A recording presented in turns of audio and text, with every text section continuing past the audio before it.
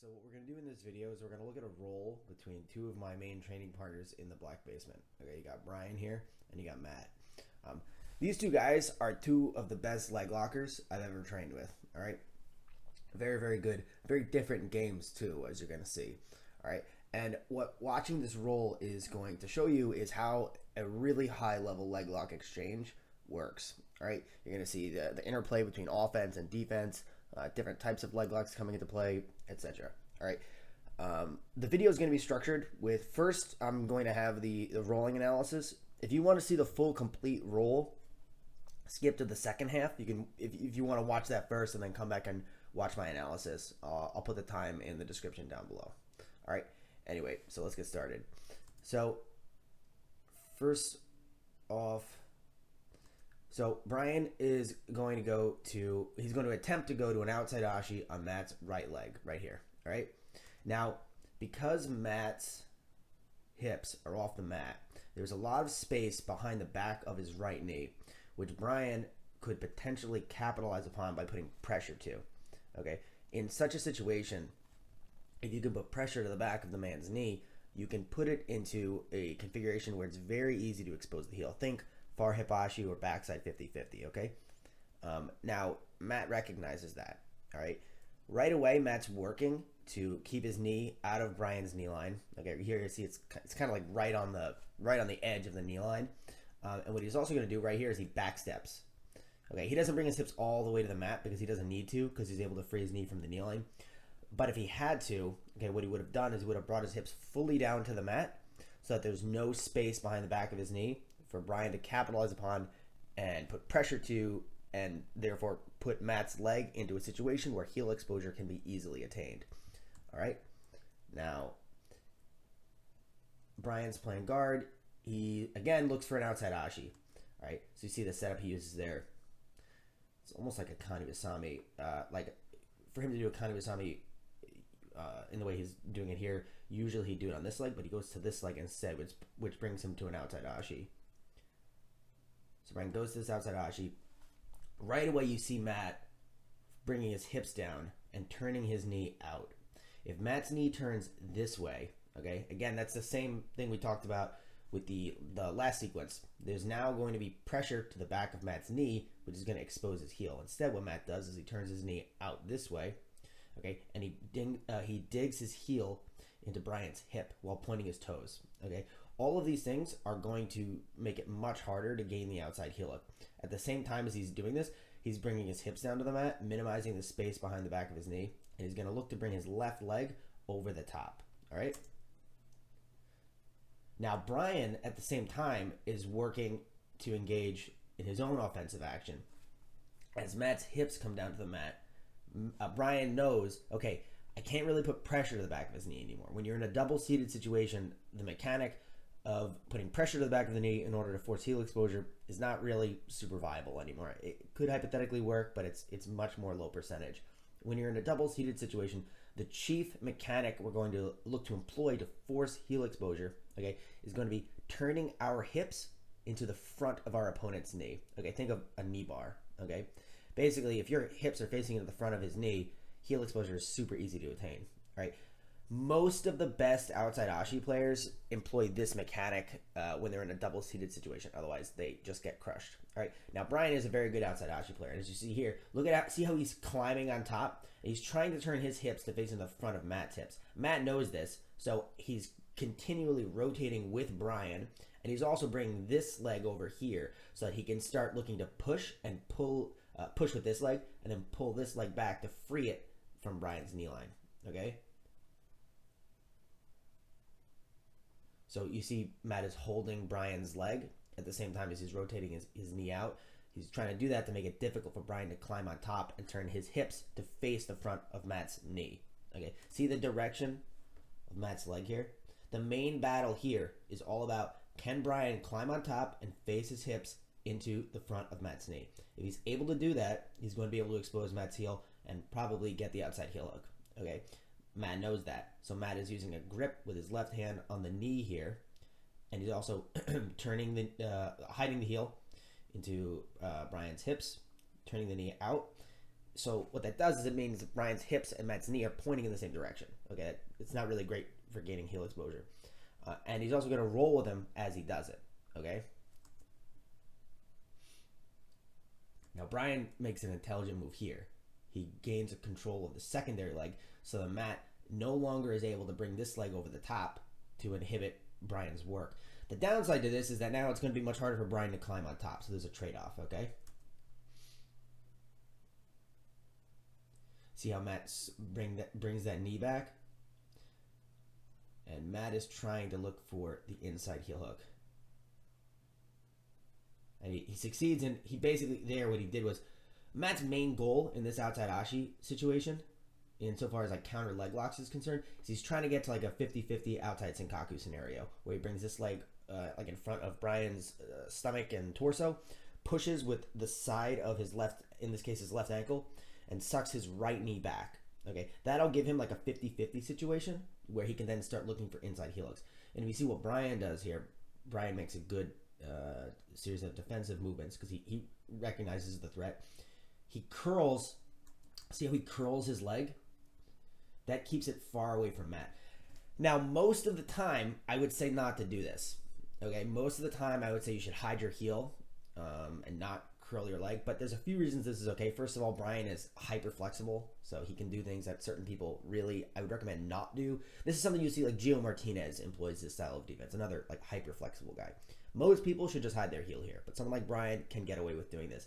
At the same time, also, Matt's left leg is not fully over the top in an outside Senkaku. He's just kind of in like a loose 50-50 right now, right? His legs aren't even locked together. So because of that, also, Bryan can use this to bring his hips back and free his knee from the knee line. Okay, if Matt's leg was over the top here and he had like a true outside Senkaku, even with the extreme flexibility Bryan has, I wouldn't recommend this style of defense. But you know, Bryan knows that you cater your defense to the specific context you're working in. All right, and here it works for him. He's able to find his way out, and yeah, right here he pushes out and he's safe. They're back to square one.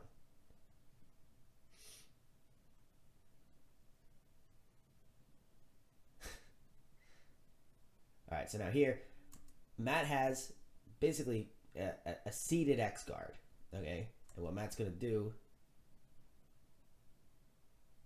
is he's going to shoot his legs. And he's trying to get to an outside Ashi on this leg, okay? That's the purpose of his legs being here, okay? Bryan gave him a threat of the inside heel hook here. So you see he starts to hide that heel a little bit, and then he retracts and regains inside position. Right here, there's mainly a battle for inside position. Bryan succeeds in pulling Matt. So Bryan just did the move that Matt was trying to do to him. Okay, see right here? Matt is trying to get an outside Ashi on this leg, okay?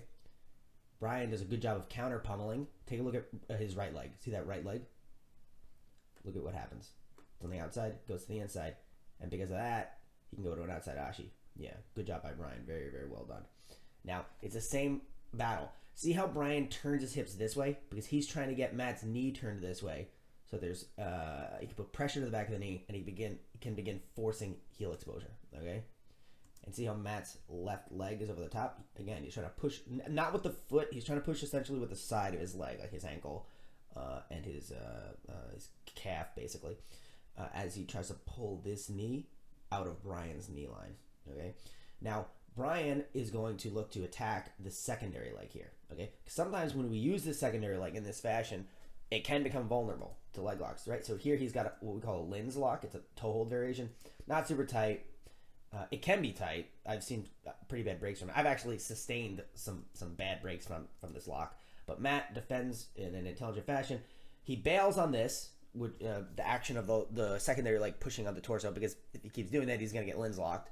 He extends the leg, he puts the boot on, as they say, and he's able to get himself out of danger. But Bryan was able to use that lens lock to basically just keep himself in the outside Ashi, right? Matt was trying to go to a 50-50, right? And free his knee from Bryan's knee line and get out of the outside Ashi. Bryan was able to use that lens lock attack on the secondary leg to keep himself inside the outside Ashi. All right, so he may not have gotten the submission, but he got something good out of the attempt regardless.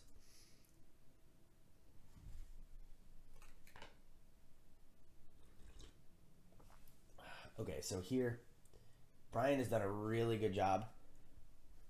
Bryan has done a really good job of putting pressure to the back of Matt's knee. Okay, and as you see, as he does it, now Matt's leg is in a pretty vulnerable position. The only thing saving him at this point is the fact that he is ballet footing hard, and also Bryan is a little bit more concerned with what Matt's doing to his feet than his own offense. Okay, so realistically, Matt really wants his knee pointed the other way. Okay, but he's really able to keep himself safe because of the threat of his own inside heel hook. So they're kind of like focused on keeping themselves both safe. Now here, Matt crosses his legs. This is not a good long-term defense, but for the short term, it can work. One of the big weaknesses of this is, as you see, Bryan is trying to climb on top. Remember, again, in an outside Ashi situation or in a 50-50 situation, this applies there as well. If you're able to point your hips to the front of the man's knee, all right, you're in a really good situation to force heel exposure. I don't recommend that in cross Ashi, by the way, because in cross Ashi, you will probably get your back taken. It's really hard to keep a tight closed wedge in a cross Ashi if you are in a situation where your hips are fully facing into their knee. I'm sure it could be done, but when I do it, it feels like my back is very heavily threatened, so I generally recommend not doing that. But in an outside Ashi or 50-50, it's much, much easier to do without having your back threatened unnecessarily. So you see how Bryan, again, he's trying to, it's a battle of hip height, all right? Now, Matt recognizes that right away, starts to roll, and brings that secondary leg over the top. And here, he just pulls his leg straight out.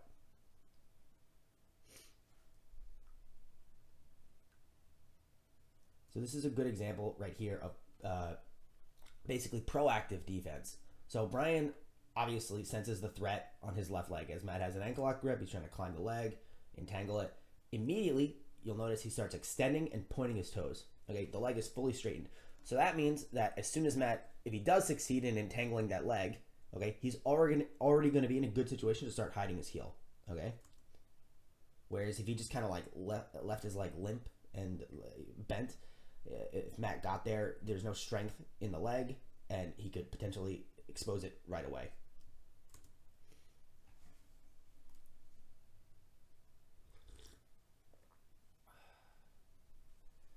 So now here, we're going to see basically an inversion of the battle we've seen previously, where now Matt is the one fighting for the outside Ashi, right? He's got the heel exposure there. And Bryan has very, very good outside heel hook defense, even if he almost doesn't even care because his heel exposed. Okay, let's talk a little bit about that. So first of all, take a look at how this time Matt manages to entangle Bryan in an outside Ashi. And now look, as soon as Matt's left leg comes over the top, see, Bryan has a shotgun grip, and he's going to start looking for that inside heel hook right there. Okay, this is a strategy where you can let the guy put you in an outside Ashi to bait them to counter to get an inside heel hook. You can see Masakazu Imanari did this back in the day against Hanato Tavares. Lachlan Giles likes this strategy a lot. Livia Giles used it very well at the Euro trials that she won. Yeah, so it's a very viable strategy, but you have to be very good at outside Ashi defense, which Bryan is. So here, he goes back and he catches the heel. Matt manages, we can't really see it, but he manages to toe slip. And now Matt has an outside Ashi. Okay. Now, Bryan does a deep...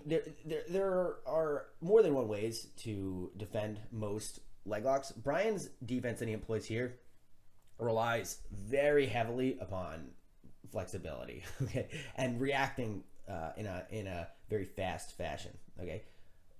Instead of trying to essentially slip the heel or the toes, okay, see how Matt has heel exposure here? That's what you would normally look to do. Instead, he actually goes with the rotation, okay? That's going to temporarily relieve pressure. And at the same time as he does that, he keeps his leg very straight.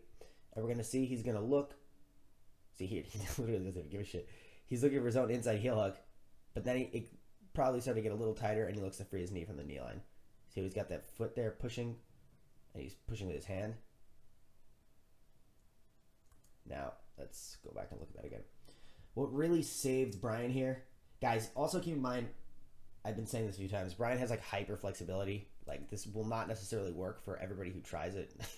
I don't want you guys to like go back to the gym and let someone put you in an outside heel hook and try this with somebody who you really, really trust. And if you have tight knees, I don't recommend this.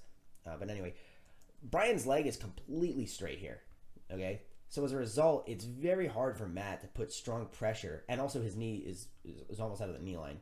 As a result, it's very hard for Matt to put strong pressure to the top of Bryan's thigh to actually generate heel hook breaking pressure. Okay, so he's got one half of the heel hook, but he doesn't have the other half. He's got the heel exposure, but he doesn't really. He does have the entanglement, but it's not one that can be used very effectively. All right, and Bryan is continuing to push with that hand to get his knee line even further. To get his knee even further out of Matt's knee line.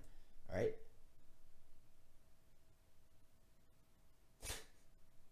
He's like completely relaxed in this situation. Yeah. So now he builds up to his base, and Matt says fuck it, and he tries to get to a 50-50 instead. Switches to the other leg and back to the original leg. And now look at how Matt was able to gain heel exposure right there. It all comes from the action of his hips facing into the front of Bryan's knee. Okay? Actually, real quick, let's just look at this sequence again. This is a nice sequence just to point out the idea of when you lose one leg, switching to the other is oftentimes a good strategy because it's right there. Okay, so he loses one, he goes for the other, he loses that, and he goes back to the first one. Now here, Matt climbs on top right away. Okay, and how his hips are pointing right into the front of Bryan's knee, and he's able to catch the heel. Bryan was using this leg as a temporary defensive measure to stop Matt's offense. And Bryan does a good job of using this foot to push and this heel to slip to heel slip. Okay, you see that right there? So that leg coming over. You would do it initially to stop heel exposure altogether, but here Matt obviously is able to expose the heel because of the advantageous hip height he's attained. Now what is going to happen, okay, is that the action of Bryan's right leg pushing and the action of his left heel turning, so he's going to turn his heel into the direction of Matt's right hip. So that's the hip right here, okay, that hip. The heel is going to turn that way, okay, which means the toes are going to rotate externally. He's going to push with this foot, and that slips the heel, okay? And now he's out of danger, and he goes back to the same defensive strategy we looked at before, where he's essentially conceding heel exposure. He doesn't give a shit. He's conceding heel exposure because he knows, okay, he can free his knee from the knee line.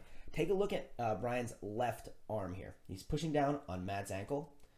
Okay, so he's in a far hip ashi. He knows he can't get finished in the far hip ashi, especially if he sits back. All right, now this is me watching and laughing at. It's so hard to outside heel hook Bryan, but anyway, so he's pushing down on this ankle, and now he's gonna take this knee and he's going to look to free it from Matt's knee line. Matt's goal would be to roll through to an outside ashi and get the finish. All right.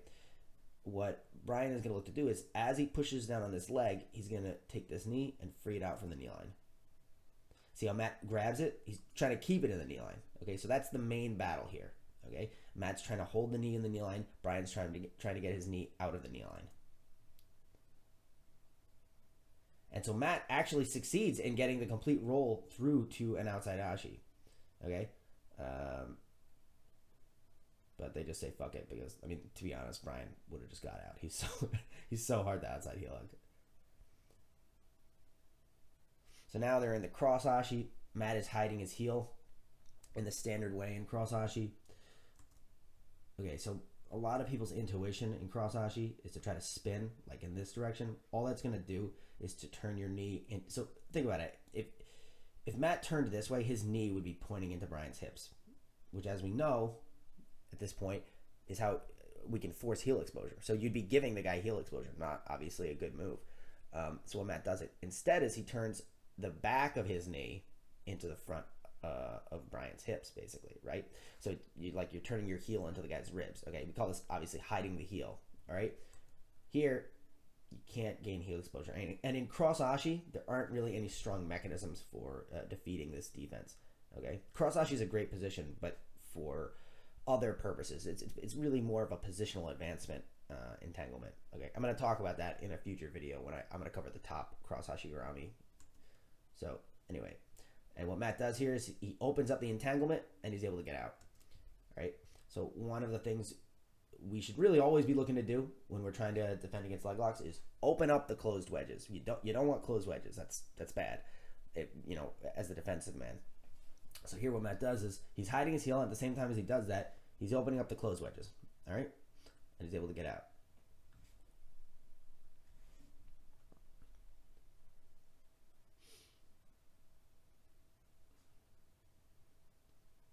Nice entry with a scoop grip into the inside position. Goes for one leg and then the other. Now what Bryan's trying to do here is he's trying to put pressure to the back of Matt's knee with this far hip ashi. He's trying to do to Matt now what Matt was just trying to do to him. Okay? Now Matt is going to keep a good base and try to point his knee out as hard as he can. All right? And he's going to try to get those legs to the outside so that they're not reaping. Let's look at that one more time, actually. Because this is very, very key for standing heel hook defense against the outside heel hook. Okay, so first Bryan goes for one leg. Matt, see how Matt's blocking it? Okay, very good defense. Good offense on Bryan's part and good defense on Matt's part. He's blocking the ankle. Okay, then Bryan intelligently recognizes, fuck it, I'm not getting this leg. And he's going to switch to the other leg. Okay, and on that leg, Matt does grasp it, as you see here, but he's a little slower. And he's able to get to the entanglement. Okay, now Matt pushes it off, and then Bryan takes his right leg and throws it to the outside, and now he's got an outside ashi. But the trick is, an outside ashi, especially against a standing opponent, is not really the best position for exposing a heel. Okay, so what Bryan's gonna he did that to maintain the entanglement, right? He had to bring the right leg over the top because Matt's pushing off the left foot, so he's got to bring the right leg over the top to maintain the entanglement. Okay, but as soon as he gets there, he's gonna switch to a far hip ashi because he wants to put pressure to the back of Matt's knee to expose the heel. Okay. Matt does a good job of basically forcing Bryan back into an outside ashi, and Bryan relinquishes the position because there are a lot of potential counters there. A bottom outside ashi against a standing opponent, not the strongest position. If you're there for any lengthy period of time, you're probably going to get countered. All right. Now here, I think this is the first non-leg lock attack of the roll. Go for a bottom Kimura. Yeah, we won't go over that too in depth because I want to focus on the leg lock sequences in this roll.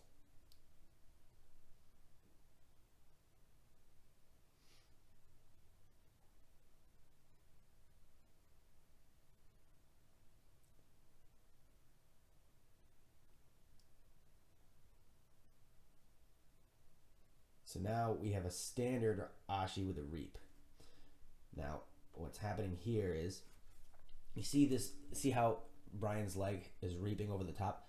That's an attempt to put pressure to the back of Matt's knee in this situation. All right, but because they're in the double-seated situation, it is a very, very hard thing to do. Now, because this is not an outside ashi, the action of Matt's leg here can't really come over the top too well. This leg is blocking that. But the weakness of this is it's much easier for Matt to push this foot off the hip. Okay, now he goes to do that, and then as a reaction, Bryan goes to the outside ashi. Okay, now in the outside ashi here, he's not going for a heel hook. He's going for an ankle lock. Matt's defensive reaction, therefore, has to shift. Instead of trying to come over the top with his left leg, you could do that. That is a potentially viable strategy, but there was probably too much pressure on the ankle lock. So what he did was he came forward. He's got a hand fight here. He's hand fighting, and he's shifting to grasping the knee to try to open up the wedges. Okay, he keeps going back and forth between those two things.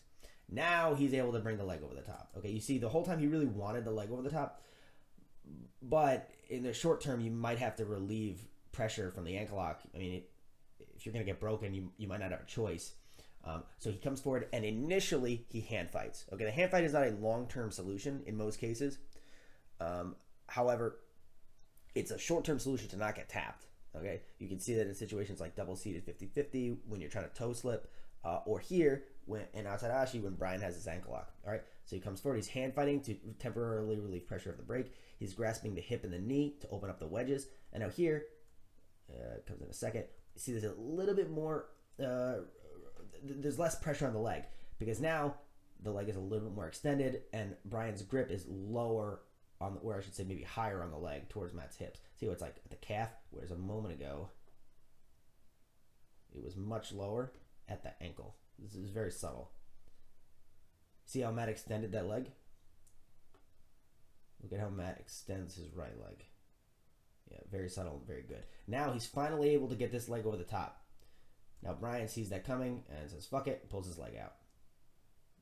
He knew that at that point, Matt was probably going to be able to get him in an outside Senkaku or a 50-50 situation. Okay, which is not what Bryan wants. Bryan would prefer to have you in outside Ashi. Matt would typically prefer to have you in 50-50. And actually, I think that's the last leg lock sequence of the roll. Yeah. Anyway, guys, so I recommend watching the complete roll. If you watch this part first, go watch the complete roll and then maybe come back and watch the analysis part again. When I was sitting and watching this roll, I was like just in awe at how good it was. The sequences were so sharp, so crisp, and it was really, really amazing to watch. And so I asked these two guys if they would mind if I did an analysis breakdown of the roll, and of course, neither of them had an issue with it. So I hope you guys enjoyed, and comment down below future content you'd like to see. Oh, okay. I was just saying. Thank you. You probably would.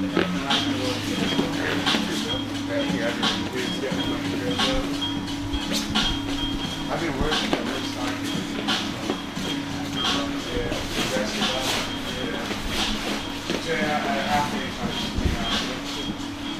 Lock my feet, don't lock me. I don't even remember how to do camel. Just to have my leg outside though. Yeah, okay. Here's my first day off. That's the way you go. It's awesome.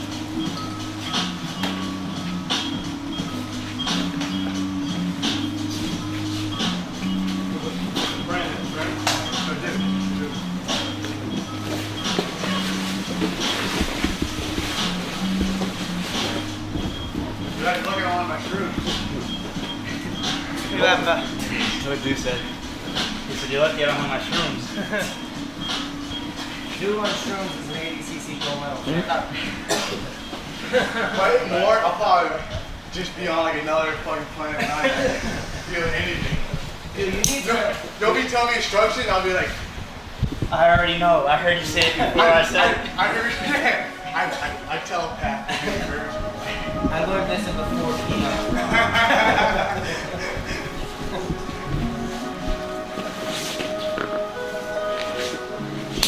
Dude, you gotta go to, I was in Austin, Texas last weekend. You gotta go to Austin, Texas. You would fit in very well there. Yes, I heard it's like a lot like kind of hippies out there. Very a lot of vegan spots. Yeah, yeah. How was it? How was it? It was awesome. I loved it. It was really, really, really nice. Yeah, I wish I went. Next time.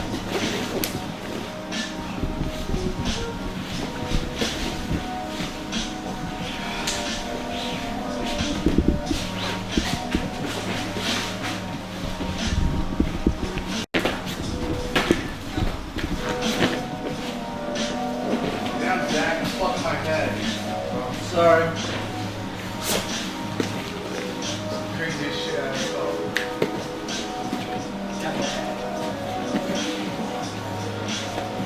You good? Yeah. You wanted to go for that $1 million of yours, Rob? I was like, wow, back then.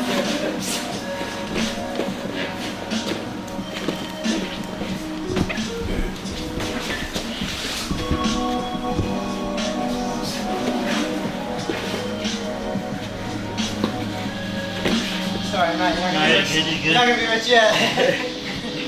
Why can not have the woods yet? He's still in your fucking hill. I really hope Rob wouldn't say anything, but he had to say something today.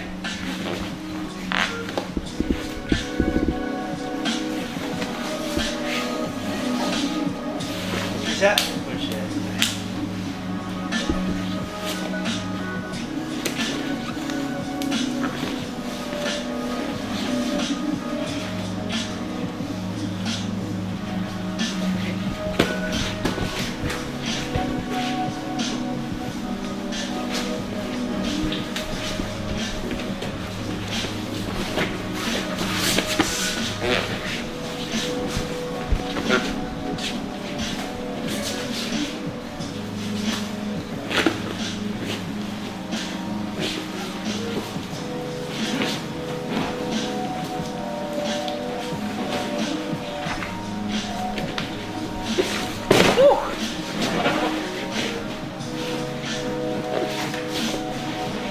switch it up on you.